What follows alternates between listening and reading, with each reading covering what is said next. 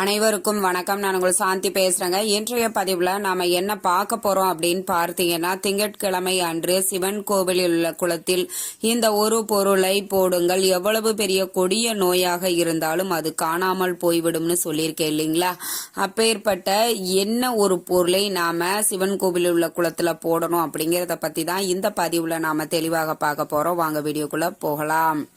பொதுவாக பார்த்தீங்கன்னா, சிவனை நாம வழிபாடு செய்வதற்கு ரொம்ப உகந்த நாள் பிரதோஷத்திற்கு அடுத்தது பார்த்தீங்கன்னா திங்கட்கிழமை. திங்கட்கிழமையில நாம சிவபெருமானை வழிபாடு செய்யும் பொழுது கண்டிப்பா நம்ம வாழ்க்கையில நிறைய பிரச்சனை இருக்கும். கணவன் மனைவி பிரச்சனை இருக்கும், கடன் பிரச்சனை இருக்கும். இது எல்லாமே சரியாகிவிடும். மனக்குழப்பங்கள் நீங்கும். ஏன்னா திங்கட்கிழமை சந்திர பகவானுக்குரிய கிரகம். இந்த சந்திர பகவானுக்கு அதிபதி யாரு அப்படின்னு பார்த்தீங்கன்னா சிவபெருமான். அப்ப சிவனை நாம வழிபாடு செய்யும் பொழுது சந்திர பகவானினுடைய அருளும் நம்மளுக்கு கிடைக்கும். அப்ப ரொம்ப குழப்பமான மனநிலையில இருக்கிறவங்க கூட ரொம்ப தெளிவான ஒரு மனநிலையை பெற முடியும். சரி, சிவன் கோவில்ல நம்ம என்ன ஒரு பொருளை குளத்துல போடணும் அப்படின்னு பார்த்தீங்கன்னா, நம்மள நிறைய பேருக்கு இப்போ புதுசா நோய் வருது. நிறைய யார் இந்த வயசுனருக்குத்தான் இந்த நோய் வரும் அப்படிங்கிறது இப்போலாம் கிடையாது. எந்த வயசுக்காரங்களுக்கு என்ன நோய் எப்ப வேணாலும் வரும் அப்படிங்கிற ஒரு காலகட்ட சூழ்நிலையில நம்ம வாழ்ந்துட்டு இருக்கோம். இப்போ ஒரு சின்ன குழந்தைகளுக்கும் சுகர் இருக்குது, வயதானவர்களுக்கும் சுகர் இருக்குது, நடுத்தர வயதினருக்கும் சுகர் இருக்குது. இப்படி நிறைய பேருக்கு எப்போ எந்த நோய் வருது அப்படிங்கிறது தெரிய மாட்டேங்குது. நம்ம அந்த நோய்க்காக நிறைய ட்ரீட்மெண்ட், செலவுகள், மருத்துவங்கள் நிறைய பார்த்தும் நம்மளுக்கு சரியாக மாட்டேங்குது அப்படின்னு சொல்றவங்க எல்லாருமே பார்த்தீங்கன்னா, இந்த ஒரு பொருளை சிவன் கோவில்ல இருக்கக்கூடிய குளத்துல வாங்கி போடுங்க. என்னம்மா ட்ரீட்மெண்ட் எல்லாம் இப்ப எடுக்க வேண்டாமா, இதை மட்டும் வாங்கி போட்டா போதுமா, நம்ம நோய் சரியாயிடுமா அப்படின்னு கேட்டீங்கன்னா அப்படி கிடையாது. நீங்க எடுத்துக்கொள்ளக்கூடிய மருந்து மாத்திரைகளை எடுத்துக்கொண்டேவும் இந்த ஒரு பரிகாரத்தை 11 திங்கட்கிழமை நீங்க செஞ்சுட்டு வரணுங்க. கண்டிப்பா உங்களுக்கு அந்த நோய் சீக்கிரமே சரியாகி அந்த நோய் இருந்த இடம் தெரியாமல் சரியாகிவிடும். எப்பவுமே பாருங்கள்ல, ரொம்ப நாள்பட்ட நோய், ரொம்ப நாளா ட்ரீட்மெண்ட் எடுத்துட்டு வந்துட்டு இருப்பாங்க, ஆனா சரியாகவே செய்யாம இருந்திருக்கும். அப்ப நீங்க இந்த பரிகாரத்தை செய்து கொண்டு, ஆனா ஒரு பக்கம் நீங்க அந்த ட்ரீட்மெண்ட்டையும் மருந்துகளையும் நீங்க எடுத்துக்கொண்டுதான் இந்த பரிகாரத்தை செய்ய வேண்டும். நான் சொல்ற மாதிரி அதெல்லாம் ட்ரீட்மெண்ட் எல்லாம் இப்ப ஆயிரக்கணக்கில் லட்சக்கணக்கில் செலவு செய்ய வேண்டாம், நம்ம இது மட்டும் செஞ்சா போதுமா, சரியாயிடுமா அப்படின்னு நினைக்காதீங்க. எப்பவுமே நம்மளுக்கு மருத்துவ செலவும் எடுத்துக்கொள்ள வேண்டும்.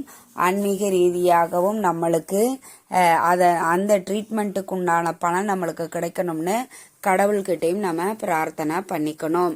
என்ன செய்யணும் அப்படின்னு பார்த்தீங்கன்னா, உங்க வீட்டுக்கு அருகில் இருக்கக்கூடிய சிவன் கோவிலை எடுத்துக்கோங்க. அங்க கிணறு, குளம் இது மாதிரி இருக்கக்கூடிய சிவன் கோவிலாக தேர்ந்தெடுத்துக்கோங்க.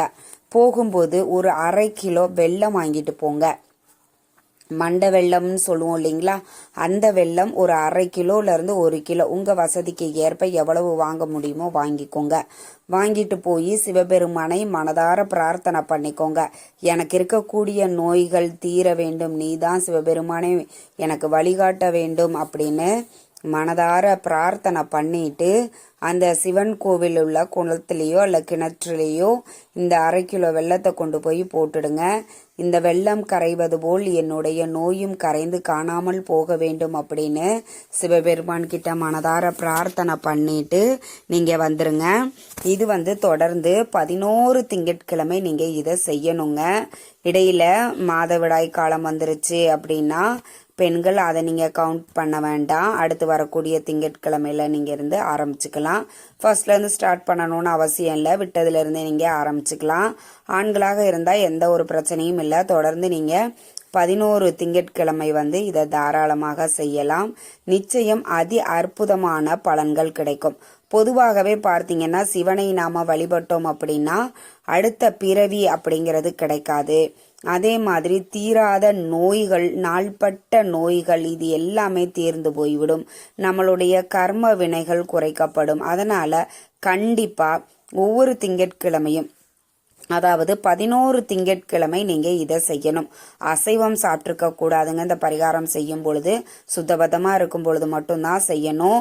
உங்க வீட்டிற்கு அருகில கிணறு குளம் எது இருந்தாலும் சரிங்க, அந்த மாதிரி இருக்கக்கூடிய சிவன் கோவிலாக தேர்ந்தெடுத்துக்கோங்க. நிறைய சிவன் கோவில்கள் இருக்கும், ஆனா குளமோ கிணறோ இல்லாம கூட இருக்கும்.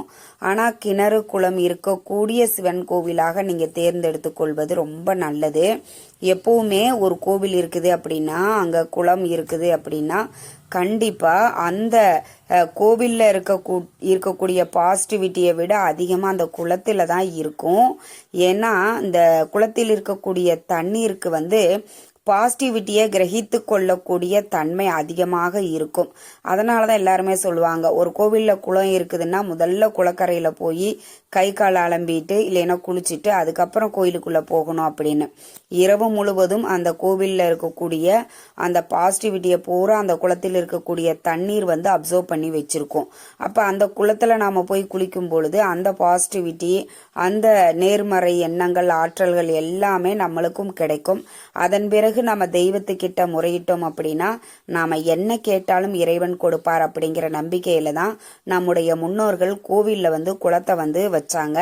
குளம் கிணறு எல்லாமே வச்சிருந்தாங்க.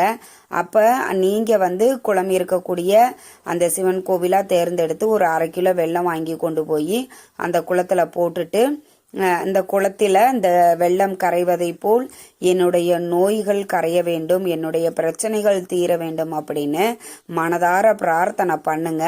தொடர்ந்து 11 திங்கட்கிழமை செய்யுங்க. நிச்சயம் உங்களுக்கு அற்புதமான மாற்றங்கள் உடம்புல தெரிவதை நீங்க கண்கூடாக பார்க்கலாம். இப்போ ஒருத்தருக்கு பெரிய வியாதி இருக்குது, அவங்க நிறைய மருத்துவமனைகள்ல ட்ரீட்மெண்ட் எல்லாம் எடுத்துக்கிட்டாங்க. ஆனாலும் சரியாகாம தொடர்ந்து அவங்க மருந்து மாத்திரைகள் எடுத்துக்கொள்ளக்கூடிய அந்த சூழ்நிலை இருந்து கொண்டே இருக்குது அப்படின்னா கண்டிப்பா இது மாதிரி பரிகாரங்கள் செய்து கொண்டே வாங்க. அந்த ட்ரீட்மெண்ட்டும் ஒரு பக்கம் நீங்க எடுத்துக்கிட்டே வரும் பொழுது அந்த நோயினுடைய தாக்கம் படிப்படியாக குறைந்து அந்த நோய்கள் உங்களுக்கு முழுவதும் சரியாகிவிடும்.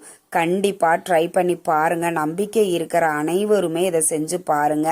நிச்சயம் உங்களுக்கு சிவபெருமான் உங்களுடைய தீர்க்கப்படாத நோய்களுக்கு ஒரு தீர்வை கொடுப்பார். எந்த ஒரு பரிகாரத்தையும் வழிபாடுகளையும் நம்ம நம்பிக்கையோட செய்யணும். இது செஞ்சா நம்மளுக்கு நடக்கும் அப்படிங்கிற நம்பிக்கையோடு செய்யுங்க. நிச்சயம் உங்களுக்கு கை மேல பலன் கிடைக்கும். இந்த தகவல் உங்களுக்கு ரொம்பவுமே பயனுள்ளதாக இருந்திருக்கும் நினைக்கிறேங்க. வீடியோ பிடிச்சிருந்தா லைக் பண்ணுங்க, ஷேர் பண்ணுங்க, கமெண்ட் பண்ணுங்க. இந்த பதிவை உங்களுடைய உற்றார் உறவினர்கள் நண்பர்களுக்கும் ஷேர் பண்ணுங்க.